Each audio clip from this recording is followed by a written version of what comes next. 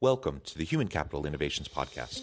We're your source for personal, professional, and organizational growth and development, where we share original research, explore industry trends, and interview executives and thought leaders from across the globe. We hope you join us often for practitioner-oriented content around all things related to leadership, HR, talent management, organizational development, and change management. Maximize your personal and organizational potential with Human Capital Innovations Podcast.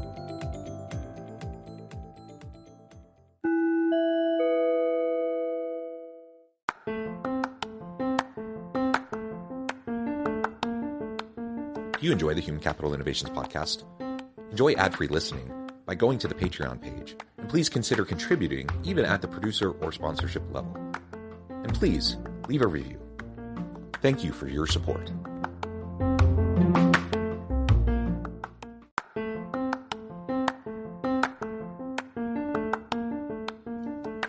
Welcome to the Human Capital Innovations Podcast. In this HCI Podcast episode, I talk with Michael King about an uncommon method to avoid burnout as a leader through blueprints and frameworks.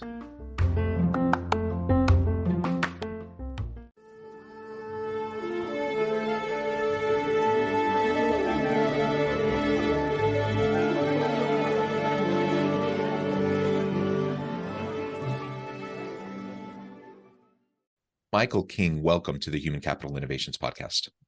Thank you, John, for having me. It's great to be here. Yeah, it's great to be with you. You're joining us from Omaha, Nebraska. I'm south of Salt Lake City in Utah.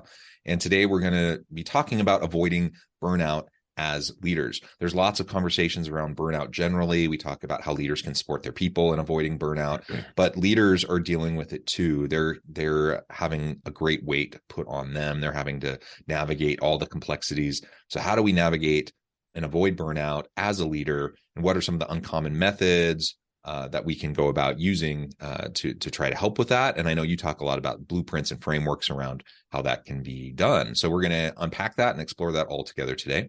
As we get started, I wanted to share Michael's bio with everybody.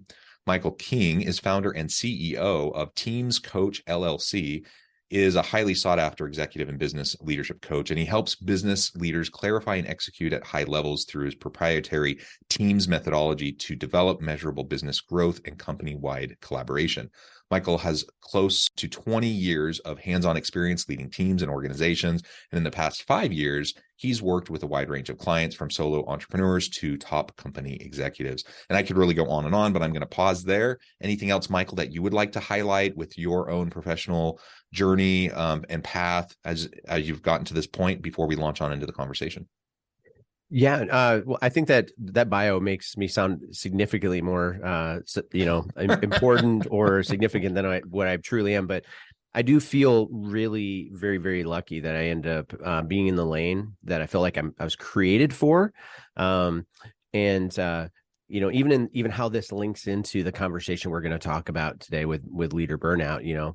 So for like roughly about 20 years before I became like an official licensed, certified, credentialed master's degree executive coach, I was 20 years working with pastoral leaders and working in the church context and moving across the country and working for high-level visionaries and executive pastors and even some music type of things, production things.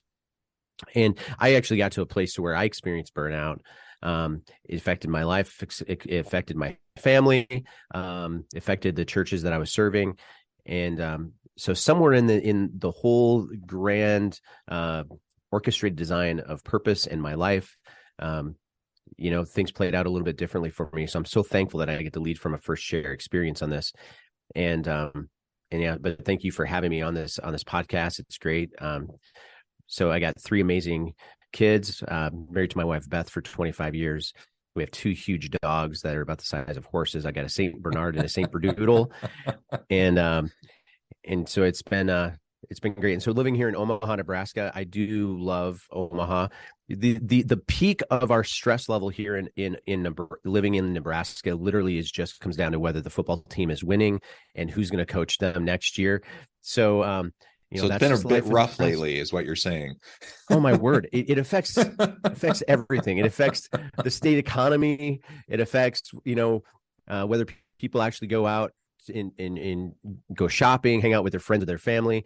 Church on Sunday morning, by the way, I don't know if you're a church guy or not, but like it affects, like, congregations are down like mass percentages, like, sometimes upwards of 30%, depending on whether the Huskers are winning or losing. So Oh, that's hilarious. I'm exaggerating a little bit, but kind of not, Yeah, no, that's fantastic. Well, good. Thank you so much. And as we were talking in the pre-interview, I'm from Missouri, not far from Omaha, really, just a few hours, and a wonderful part of the country. And I love getting back there whenever I get the chance.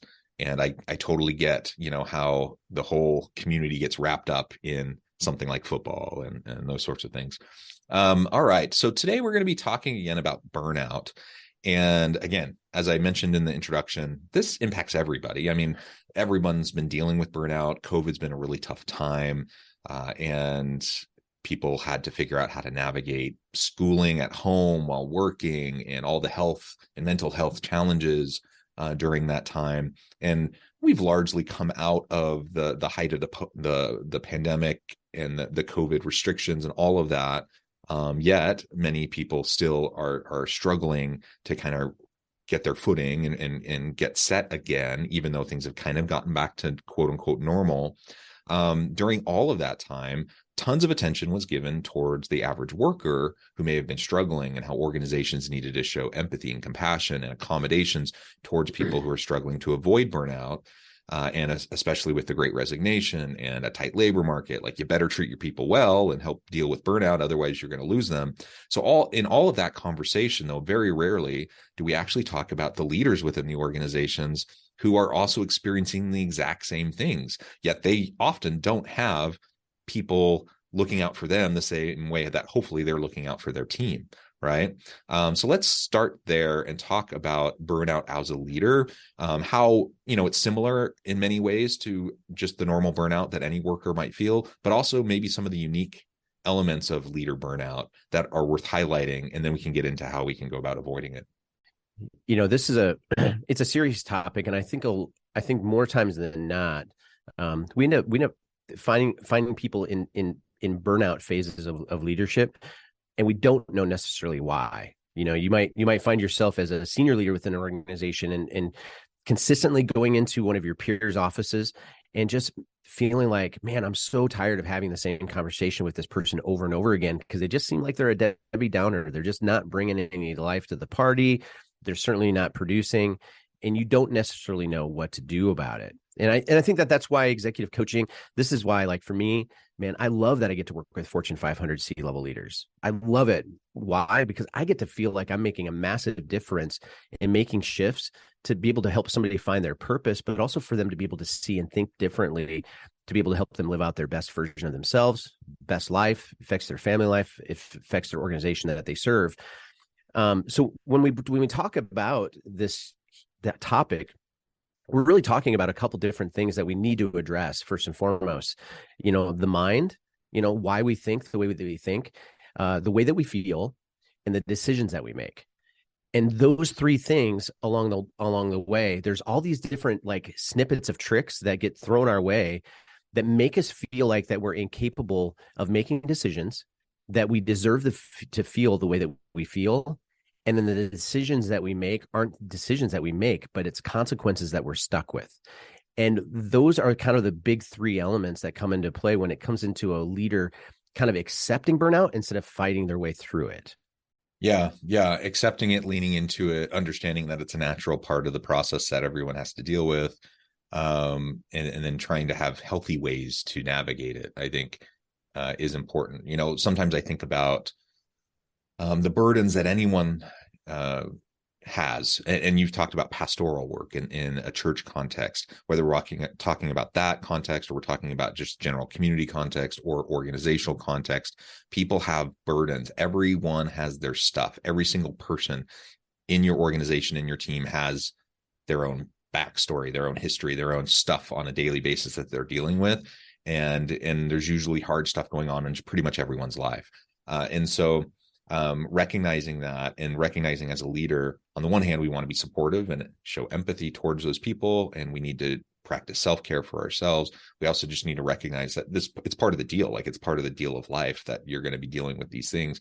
And so when it occurs, let's build muscles and habits around healthy approaches to burnout, so that we don't spiral and go down unhealthy rumination paths and other doing other negative behaviors that ultimately are going to just pile on what we're feeling and experiencing. And that's something I see all the time. And I'm sure you actually referred to this just a few minutes ago, and I've certainly experienced it too. I have experienced burnout as a leader, as a worker, generally, but also as a leader. I've experienced burnout. And it's hard. It's hard when you feel like you're carrying the weight of everything on your back, and you don't want to make a misstep because it's going to impact a whole bunch of people. That's heavy. That's heavy to carry.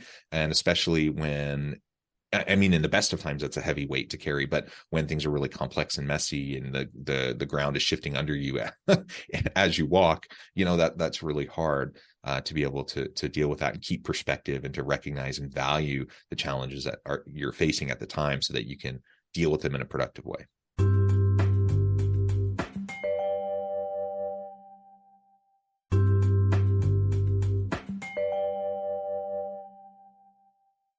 When you get into this mindset of being stuck, and a really great recipe for burnout is, it's almost like the same recipe for what they call insanity, is trying the same things over and over and over again and expecting different results.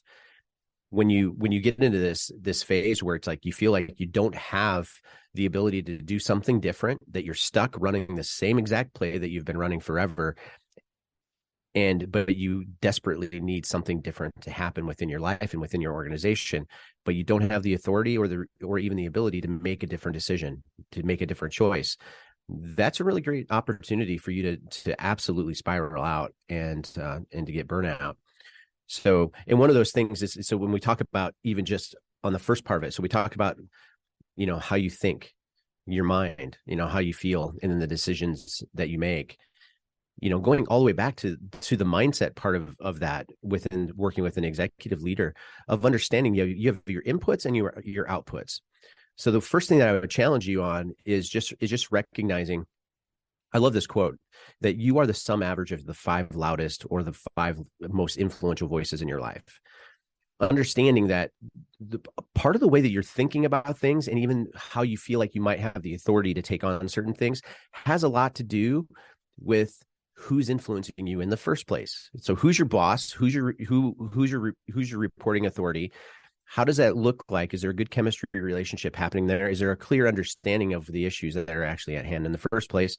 And even the people that are speaking into your life, do you have the cheerleaders that are surrounding you and helping you go to the next level and to be innovative with the solutions that you're bringing to the table? I tell leaders this all the time, is that when it comes to the vision of what you need to accomplish, that shouldn't be negotiable. That should be something that comes from a very, very deep-seated place. It might even be something that's the vision of the organization. It's non-negotiable. But the strategy sector, strategies and systems, those need to be collaborative. Like, you need to be able to invite people in for you to be able to figure out new solutions. And so that's why those inputs are so strong. And then, of course, we'll talk later when we talk about the blueprints frameworks thing, but that all comes down to outputs. Like, who's surrounding you? Like, who are you leading, and do you have them in the right seats? That's so key with making sure that you're being fair with understanding what burnout is and the implications of it. Yeah. And there's so many different, like, as you've referred to, there's I don't know, a gazillion different ways that people can feel burned out and what the causes of that burnout might be. So for as many people as you have in your organization, there's probably going to be that many different slight variations on the type of burnout and the reasons behind that burnout. I'm thinking of, one type of burnout, or one cause of burnout that I had felt in the not too distant past. And it was, just feeling like I'm putting so much mental energy, not only into my work, like do good work, show up, be creative, be innovative, lead my team, help them excel, etc. Like all those normal things that take a lot of energy. But I felt like I was putting so much energy into constantly, I see it as a big role of the leader to be an advocate for your people. So if my team, if there's something that I see as, I perceive as an inequity or unfairness or something like that, and how they're being treated, I want to address it. So if there's some system, process, procedure within the organization that's inequitable or unfair, I see it as my job to advocate for them and to push back in healthy ways and to try to help them have as positive of an employee experience as possible. And yet, as I step back, I'm like, oh my gosh, I'm dealing with those same things. Who's my advocate? And in the darker moments, where I'm kind of wallowing in self-pity a little bit, and I'm thinking, oh my gosh, I'm butting my head up against the wall over and over and over again. And who's my advocate? Who is looking out for me? And I look around and I'm like, I don't see it. I don't see my advocate. And that can be a little depressing. And now part of that is just, the lonely road of leadership, as we talk about often. It's just part of the deal. So and to some extent, you just have to be willing to recognize that's what you're going to be dealing with. But it's hard when you feel like maybe you're undervalued, maybe you're not being appreciated, maybe things are negatively impacting you in unfair ways, and nobody's advocating for you like you're trying to advocate for your team. It's just one of many ways that could, lead an individual to burnout. It's something that I've felt in the past. That's so good, John. And what you find is and maybe you can relate to this a little bit in your situation, but you find a lot of times that our systems and our structures, our strategies, and even our processes, like the things that we do as far as like how we get things done as a company, a lot of times those things are set up on the motivations of the people that are making the decisions. So if your motivation is to have amplified top line revenue, and that is the main thing that you're looking at, what you end up finding is that an organization, they'll put people who are absolute rock stars when it comes to increasing top line revenue, and they'll put them into place, and they'll go ahead and put their playbook into place. And whether you like it or not, it's probably going to be profitable, but you will pay for it. And because the motivation isn't about EQ. It's not about high levels of emotional intelligence or high levels of organizational efficacy. These things are becoming more and more valuable as we're kind of transitioning through, the 2020s. I think probably all the way, this is going to be a decade experience for us to be able to right-size value systems within organizations. But that tension that you feel of wanting to be an advocate for your team and then wanting somebody to be an advocate for you, if the motivations of your senior leaders aren't there to care about the things that you care about, then you are in a dark space, my friend. Yeah. And that's just one example of the difficulties that you have to navigate as a leader, and why burnout is just very real. And I'm sure people listening, I'm sure there's lots of people nodding their heads saying, yeah, I've had those experiences or other similar types of experiences. We've all been there. We've all felt that, and it's hard. And so give yourself space to deal with that. Hopefully you don't devolve and spiral down into negative wallowing and negative behaviors and ruminations and such. Hopefully you can deal with it in a healthy way. And that's what gets us to the blueprints and the frameworks. So let's go there and spend the rest of our time talking about some of the frameworks that you use to work with executives around avoiding or health in a healthy way, managing the challenges and the burnout that they may face. Yeah. Well, this is a bigger conversation beyond this as well. And so I encourage anybody to, if they want to go deeper with me on this conversation, feel free to reach out to me, and I imagine we'll give contact information later as well. But, part of this is that organizational infrastructure actually has function. Do you believe that? Like, that makes sense to me, right? And a lot of times what ends up happening is within organizational infrastructure, as far as knowing exactly how those positions that report to you, reporting to John, how those positions are supposed to perform and how we can clearly identify the win within those positions. Sometimes we end up getting the wrong people in those seats, and we don't necessarily know how to surround the senior leader with the right type of leader in order for us to be able to elevate the organizational success of the organization. We figured out along the way that we've tried to break this down into two really, really simple identifiers, is that if we can find out whether a person is a blueprint leader or a framework leader, we can typically find out whether or not that senior leader is going to be able to really run well.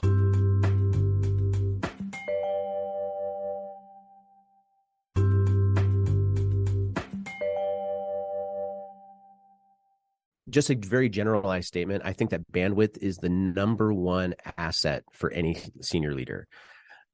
Knowing that they can, if you're in a leadership role and you can get anywhere from 40 to 60% of your bandwidth to be future thinking, to be visionary in nature, you are a very lucky leader. And it means that you have the right people in your place to be able to keep the sustainable energy of today happening. So that's good. But here's the thing, a blueprint leader are people that you can say things like this. It's almost like I think the Marvel Cinematic Universe is full of a bunch of blueprint leaders, and here's why: is because if you are you a Marvel fan or a DC guy or anything like that? Yeah, absolutely. Okay, so you might appreciate this, and everybody else is going, "Oh man, this conversation just became incredibly nerdy really fast." But what I love about it is like, as much as I love the storytelling and the characters and the talent that's involved, I'm a little bit more intrigued with the reverse engineering of success in the project that they do. So Kevin Feige, the master of the Marvel Cinematic Universe, he'll say things to his directors, like a James Gunn or whatnot. Hey, this is how the movie has to end. And here are the 3 characters that you have to introduce in the movie. I don't care how you get there, but do it compelling, meet our quality objectives. You have free reign, build out your framework and go. See, he's talking to blueprint leaders, so they decided that, hey, at some level, in order for us to scale, and in order for us to be able to move incredibly fast, we have to have people that understand that they have to build something from nothing, and they have to be able to meet key cultural and key performance initiatives along the way. And that's really the definition of a blueprint leader. A blueprint leader is somebody you can say this to: I need you to get there. I don't care how you get me there, but just get me there. With a blueprint leader, you don't necessarily always know that you're going to get something that you've asked for, or maybe you don't even necessarily know exactly what it is, but you know that it's going to be good, and you know that it's going to align with your mission and your vision and the quality standards of the organization. A senior leader that's able to surround themselves with blueprint leaders, they have a significantly better chance to avoid burnout when they have blueprint leaders around them. A senior leader that surrounds themselves with framework players. Framework players are people that need to have specific instructions. They need to have a playbook. They need to have an operational manner, moment by moment. They need to have a clock punching mechanism in order to track their time. It's not micromanagement, but it's micro leadership. They need to have the small details of their job detailed out for them in order for them to perform. Those are powerful players too. But some people are just natively a little bit more blueprint, or maybe they're more natively a framework. But studies have shown the more framework leaders that you have surrounding a senior leader, the higher chance they're going to have of being a burnout. Well, why is that? It's because that senior leader immediately becomes a micromanager. They become a framework leader because they have to be, because they're surrounded by framework players. Yeah. And I think also, not only are there dispositional components to that. So some people are just more naturally kind of blueprint people or framework people, as you were describing. I think it's also in part just the difference you see in career development, right? And so you talk about young people coming into the workforce, fresh and new in their career. They need a lot of coaching. They need a lot of mentoring. They probably need more framework, right? Kind of attention as they're growing into their capabilities and their self-efficacy and just confidence and understanding how to go about being successful in their career. And then if we develop them well, hopefully we can develop many of those individuals, if not most of those individuals, to be able to at least be, if not naturally blueprint types of people, at least they can function in that arena more. And hopefully as people get senior in their career, they're able to move that direction. But like you said, it's really hard when you're surrounded with people that require that level of attention. So it's not necessarily micromanagement in the traditional sense. It's not, me wanting to be controlling over my team. The motivations may be completely different, but the energy level required for being a framework leader still, it can lead to that burnout. And so finding ways to develop your people, especially early career individuals, towards more empowerment and autonomy and self-direction, I think is going to be really important. You nail it on the head too, in that when you have blueprint people on your team and you have them at the right level of authority, those blueprint people can mentor framework thinkers and framework leaders and help them become more blueprint along the way. Because here's the thing, is that understanding high levels of emotional intelligence, comfortability within the space, and then levels of excellence and expertise that come into. So when we talk about competency, those things can all improve within a framework leader. So if you're new to a team, especially like if you're fresh out of college or fresh to the workforce, if you're being mentored by a blueprint leader, there's a pretty good chance that you're going to be able to drift to some of your thinking, maybe even some of your tendencies to be a little bit more blueprint along the way. And the more comfortable that you get, the more expertise you get, you'll grow into that. But if you put a framework leader high up within your organization and they're responsible to mentor, your chances are pretty small that you're going to help somebody elevate. Yeah, absolutely. Well, Michael, this has just been a really great conversation. We could go into much greater depth here, but that's going to have to do it for us today. I know you have to go here in just a minute, but before we wrap things up for today, I wanted to give you a chance to share with the audience how they can connect with you, find out more about your work, your team, and then give us the final word on the topic for today. Yeah, absolutely.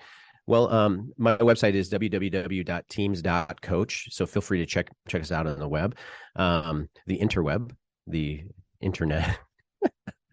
And you can find me on social for Michael King, anywhere from my personal to our Instagram pages, etc. Teams.coach for Instagram as well, and also on LinkedIn. And also we just launched a podcast a couple months ago, the Level Up Leader podcast with Michael King. So we're kind of stepping into the space that you're into as well, and so we love that. But yeah, okay. Final word when it comes to just kind of dealing with burnout and all those things. I think again, just reminding yourself to having clear expectations and clear authority, and clear responsibility. All these things have to align. There's no greater pain that you can actually have as a leader than to have a bunch of responsibility without any authority to make things happen. Start with that one singular thing in the first place, because part of that comes into the way that we, the things that we hear, the things that we think about, and the things that we think about determine how we feel, and then how we feel determines the decisions that we make. A really big thing for senior leaders is to understand that sometimes we get put in positions in which there's a high level of expectation for us to deliver, but we don't truly have the ability to make a decision to do something different. So responsibility without authority, it's painful. So address that and make sure that you put yourself in a situation to where those things balance out a bit. Michael, thank you so much. It's been a real pleasure. I encourage my audience to reach out, get connected, find out more about what Michael and his team can do for you. And as always, I hope everyone can stay healthy and safe, that you can find meaning and purpose at work each and every day. And I hope you all have a great week. Do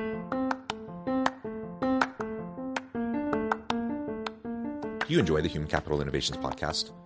Enjoy ad-free listening by going to the Patreon page. And please consider contributing even at the producer or sponsorship level. And please leave a review. Thank you for your support.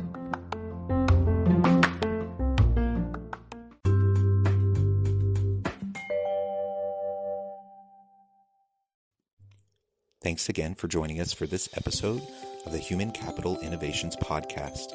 I hope you stay healthy and safe and that you have a great week.